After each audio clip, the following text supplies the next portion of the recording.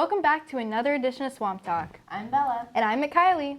And now for a few announcements. Senior parking spot painting is Saturday, October 12th from 8 a.m. to 2 p.m.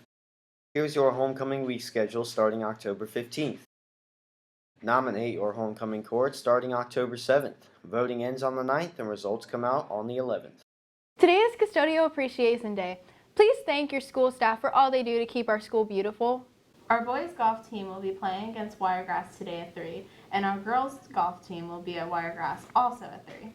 Also later today, our swim team will be at Cypress Creek at 6.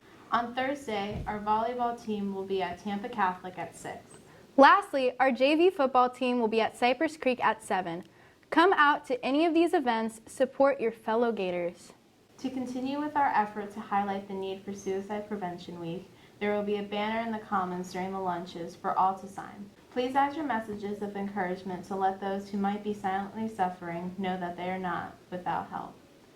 Here's an additional short video for National Suicide Prevention Week titled A Simple Gesture.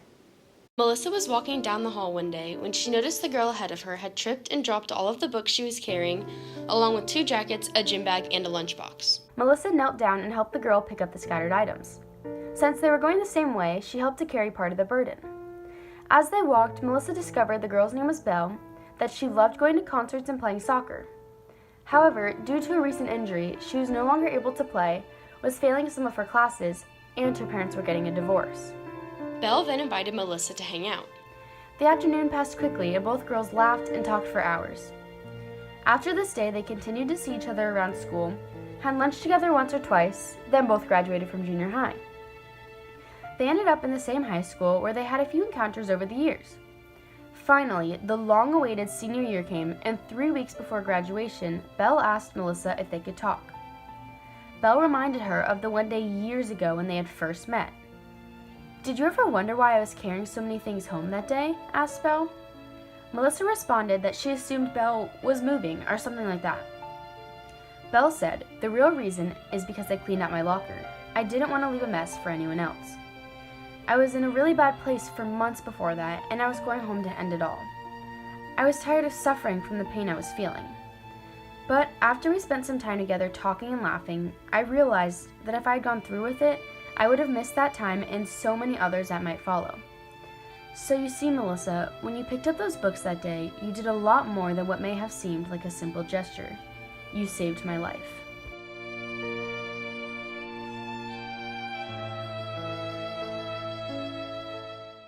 Now onto Worldwide Wednesday. We all like to hear about strange and curious things, so here's Bella with a bit of interesting news on our short Worldwide Wednesday segment.